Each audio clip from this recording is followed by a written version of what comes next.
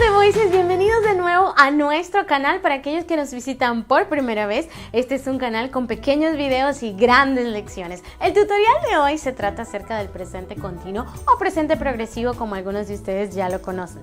Vamos a aprender mucho acerca de sus reglas de uso, de deletreo y por supuesto acerca de errores comunes para que sepan distinguirlos y no nos equivoquemos más. Así que estén en sintonía, que este tutorial va a estar muy bueno y muy completo también.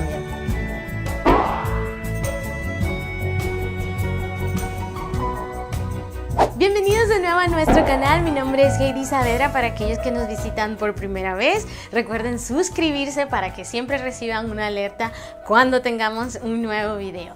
El video de hoy se trata acerca del presente continuo o el presente progresivo, que es un tiempo que ustedes ya conocen, se forma con la ayuda del verbo to be y con otro verbo que al final termine en ing. ¿Y por qué tiene que terminar en ing? Porque eso significa ando o yendo. Entonces, por ejemplo, ¿para qué voy a utilizar este presente continuo? Para hablar de cosas que están ocurriendo en este momento. Número 1. Número 2, para hablar de cosas que toman un tiempo bastante largo, como por ejemplo planificar una boda. Cuando digo yo estoy planificando mi boda, es algo que me lleva, digamos, 6 meses, un año, a menos que sean esos campeones que lo hacen en un mes, pero es un progreso largo. Por eso también se le conoce como presente progresivo, porque es una acción que comenzó y tiene todavía toda una evolución, pero que te sigue afectando en ese momento. Eso es el presente continuo o progresivo. Ok, entonces vamos a ver cómo lo vamos a formar. Recuerden que yo siempre hablo del sentence structure porque son 4 pasos sencillitos que me van a ayudar a formar todas las oraciones que yo necesite. Rapidito, el sentence structure lleva 4 pasos. Número 1, sujeto, que es quien hace la acción. Número 2 es el verbo con sus respectivos complementos, como qué o quién. Número 3, lugar. Y número 4, cuándo. ¿Ok? Sé que algunos de ustedes no han visto el video de Sentence Structure, pero se los invito a ver porque toman nada más unos 7 minutos para entender en detalle qué tiene cada cosita. Ahora, según el Sentence Structure en inglés, como deben formarse todas mis oraciones, yo debo empezar con un sujeto. Entonces, por ejemplo, en este caso es I, que significa yo. Ahora, como les mencioné anteriormente, voy a necesitar la ayuda del verbo to be. ¿Cuál es el verbo to be? Ser o estar. Aquí lo vamos a interpretar como estar, porque yo siempre digo, por ejemplo, yo estoy comiendo, tú estás escuchando, ando, yendo. That's the ing. All right? Entonces, yo digo lo siguiente: I am drinking water. Yo estoy tomando agua. Eso está ocurriendo en ese momento. Fíjense en esto. I'm drinking water in the kitchen now. I'm drinking water in the kitchen now. I, sujeto, am drinking, verbo, complemento, water, porque te tengo que decir que estoy tomando. ¿Dónde lo estoy haciendo? In the kitchen. ¿Cuándo? Now. ¿Ok? Así es como ustedes tienen que construir sus oraciones. Recuerden ver ese video de Sentence Structure para aclarar todos estos pasitos. Ahora, el sujeto en este caso era I, que es yo. Ya sabemos que el verbo to be para yo es am. Pero, por ejemplo, para he, el verbo to be es is. Entonces, si yo quiero decir algo como esto: He is working with her at the office right now. Él está trabajando con ella en la oficina ahora mismo, right now, en este momento, ya. Alright, entonces, aquí nuevamente tengo el verbo to be, no me lo pueden omitir nunca. Y también el otro verbo obligatoriamente tiene que tener ing. Muchos errores comunes, decir cosas como he is work, él es trabajo, o no. It doesn't work like that, no funciona así. Tengo que decir, él está trabajando. He escuchado a personas que los llaman y les preguntan, ¿qué estás haciendo? Y dicen, I am work. ¿Yo soy trabajo? No. ¿Yo estoy trabajo? Tampoco. Lo que tengo que decir es, estoy trabajando. I am working. Ah, no, pero es que yo quería decir que yo estoy en el trabajo. Oh, ok. Entonces no se dice I am work, se dice I am at work. I'm at work. Esa es la manera correcta de decirlo. Ahora, tengo, por ejemplo, el sujeto they, la persona they, ellos o ellas. Entonces, they are talking to me. Ellos me están hablando a mí. Are talking. Están, ing, ando yendo. Ellos están hablándome a mí. They are talking to me. Alright. Entonces, de esa manera sencillita vamos a formar el presente progresivo o el presente continuo. Necesito siempre la persona que hace la acción, que es el sujeto, inmediatamente el verbo to be, que lo repasamos rapidito. I am, you are, he is, she is, it is, we are, you are, they are. Siempre así. Y luego de decir el sujeto con el verbo to be, voy a decir otro verbo, que es realmente lo que estoy haciendo. Por ejemplo, si yo dijera, estoy enseñando una lección, voy a decir, I am teaching a lesson. I am teaching a lesson. Ahora, recuerden que el sonido del ing es un sonido independiente. ¿A qué me refiero con esto de independiente? Que no lo uno al verbo base. Es decir, error muy común que he escuchado cuando la gente dice algo así. She's playing with my sister, for example. No se dice playing. El verbo play está aquí y el sonido del ing está aquí. So you're going to say, she is playing. Play in. Y la G del ing también es muda. No se dice playing o playing. Simplemente play in. No unan esa Y porque realmente en inglés no es una Y. Alright. Entonces, de esa manera vamos a formar el presente continuo. Recuerden nuevamente, siempre tengan esa fórmula en la cabeza porque funciona idéntico que en español. So you're going to say, you are talking to me. I am listening to you. You're watching this video. Alright, esa es la manera correcta de crear el presente continuo con el verbo to be y otro verbo que tenga ing, porque si no voy a decir algo que no tiene mucho sentido. Recuerden que el ing es súper importante porque dice ando y yendo. Ahora, ¿cómo voy a formar una oración de forma negativa? ¿A qué me refiero con eso de negativo?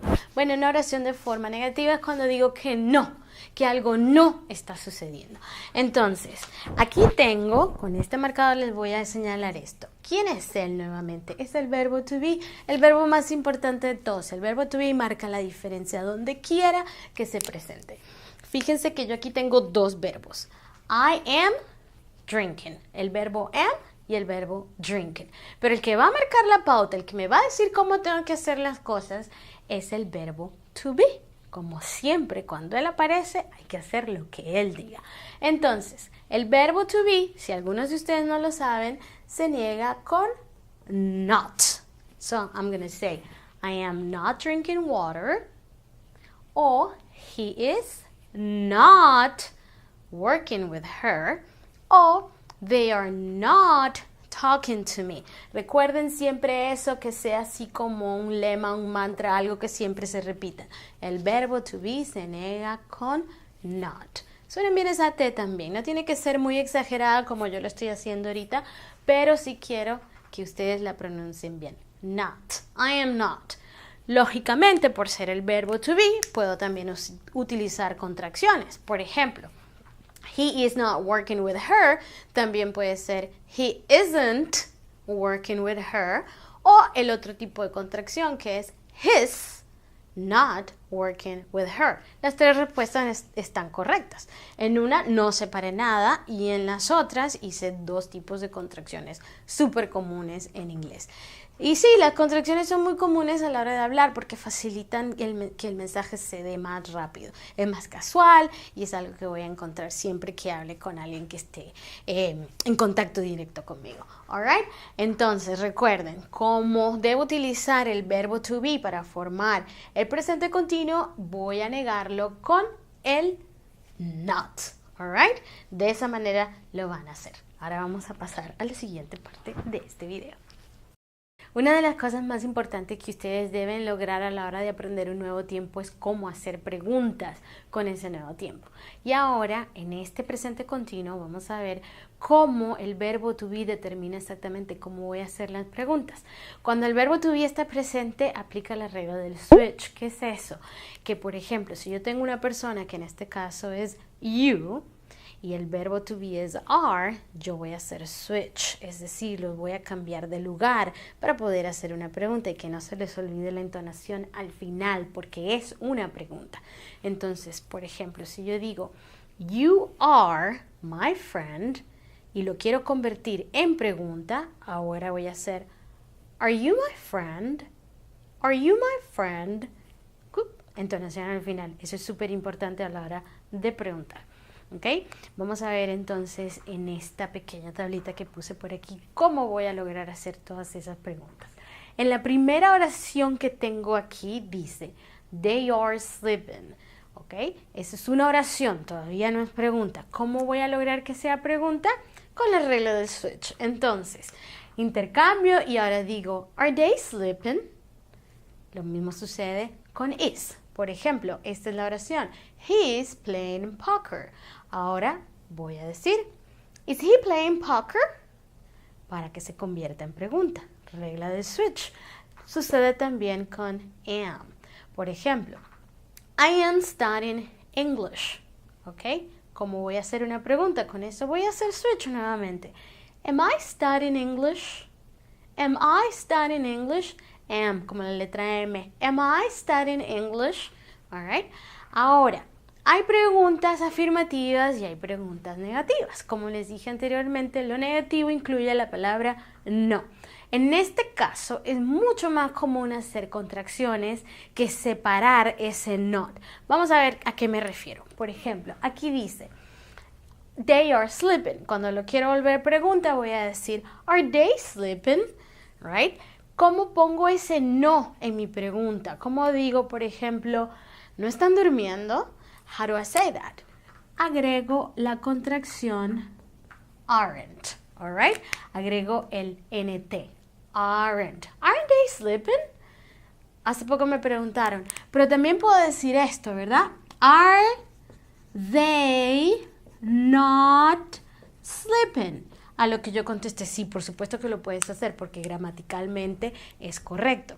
Lo que no es común, porque cuando yo coloco este not luego de la persona, suena como si estuviese molesta, como si no te creyera, como si te estuviese retando, como que pongo en duda lo que estás diciendo. También suena irónico, como aren't they sleeping? Incluso con la cara y todo. Aren't they sleeping? Por más bonito que lo quiera disfrazar con mi cara y digo aren't they sleeping, suena irónico, suena bastante fuerte. Lo más común es utilizar la contracción. Alright? Y es más fácil, es menos trabajo que hacer todavía.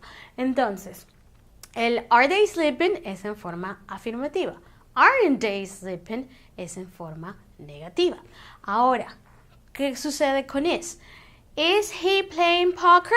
Ahora se va a convertir en isn't he playing poker. Isn't he playing poker? Pero presten atención a lo que pasa con yo, la primera persona. Va a suceder lo siguiente. I am studying English. Esta es la única persona que no va a admitir esa contracción. ¿Por qué? Fíjense lo que pasa si lo hiciera. Si yo dijera, am I studying?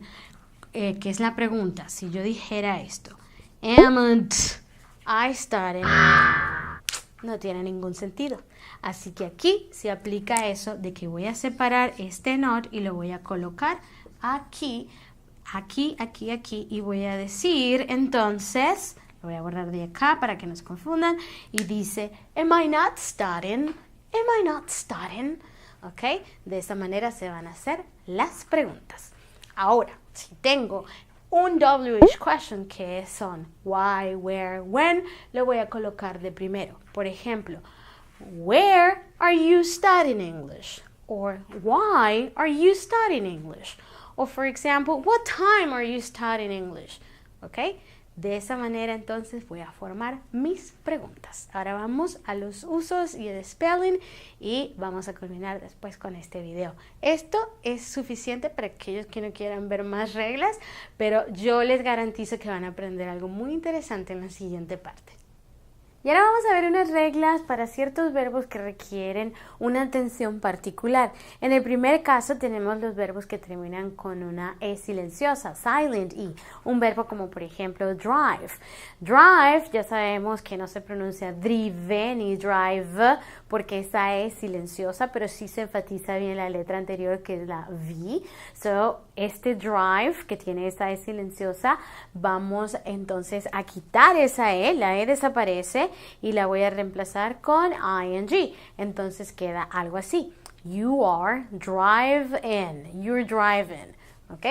En el segundo caso, que dice los verbos que terminan con IE o en inglés IE van a pasar a esta siguiente condición. Esa IE, como por ejemplo en el verbo lie, que es mentir, desaparece, se reemplaza con una Y, con una Y, como está aquí, y luego procedo a colocar el ing. Entonces, por ejemplo, él está mintiendo, I'm going to say he's lying, ¿ok? Luego tenemos ahora un tercer caso. Cuando tengo verbos que se forman con dos palabras, por ejemplo, have lunch, get up, wake up, turn off, put away. ¿Qué sucede cuando tengo una segunda palabra? Pues la segunda palabra permanece exactamente igual, pero el verbo, que en este caso es por ejemplo have, porque el verbo es have lunch, que significa almorzar, ese have sí va a cambiar. Aquí coincide con lo de la silent E, la E desaparece, goodbye, y ahora tenemos algo como esto, they're having lunch, ¿ok? Entonces, eso es lo que sucede cuando tengo un verbo que es de dos palabras. No trabajen con lunch, trabajen con have, que es la primera palabra, es decir, el verbo en sí. Luego tengo lo siguiente. Consonante, vocal, consonante. Consonant, vowel, consonant, CVC. ¿Ok? ¿Qué sucede cuando tengo estos casos? Por ejemplo, get. Si ustedes se fijan en cómo se escribe la palabra get, es una consonante, una vocal y otra consonante. ¿Qué sucede cuando tengo esto? Se dobla la última consonante y tenemos ahora, por ejemplo, I'm getting some bread. ¿Ok? Estoy comprando, sacando, obteniendo, yendo a agarrar. I'm getting some bread. ¿Ok? Y ahora la excepción a esa regla es cuando esa última consonante es, por ejemplo, una W, una X o una Y o Y, como algunos lo llaman, alright? Entonces, cuando tengo estas tres, como por ejemplo en el caso del verbo bow, or mix, or play, esas tres consonantes no las voy a doblar. Y ustedes mismos se habrán dado cuenta que cuando se escribe playing no se dobla la Y. Alright. Ahora, ¿qué pasa cuando ya no es una sílaba de consonante, vocal, consonante, sino que son dos sílabas y es la última la consonante, vocal, consonante? ¿Qué sucede? Entonces, por ejemplo, fíjense, commit, ¿ok? Están escuchando cómo se pronuncia la palabra commit. No es commit, sino commit. La entonación está al final. Como está al final en ese juego de consonant, vowel, consonant, sí voy a doblar la T, ¿ok? Entonces quedaría he's committing to the cause, alright? Esa T se dobla nuevamente, repito, porque el último juego de consonante, vocal, consonante, ese que está en esa sílaba, tiene la entonación, tiene el sonido fuerte, por eso la tengo que doblar. Pero ¿qué pasa? Si tengo una palabra de dos sílabas que termina en consonante, vocal, consonante, pero no se hace entonación al final, como por ejemplo esto de aquí, travel. Se dice travel, no decimos travel, right? Entonces, en ese caso, no voy a doblar la consonante de esa combinación. Es decir, va a quedar igual, travel, y nada más le agrego el ing, ¿ok? Presten atención, fíjense bien en la pantalla cómo tengo dos sílabas. la última es consonante, vocal, consonante, pero solamente voy a doblar si el sonido es fuerte, allí al final. Si el sonido no es el más fuerte de los dos, no se dobla. Si les parecen complicadas estas reglas es porque realmente hay que prestarle mucha atención y mucho detalle.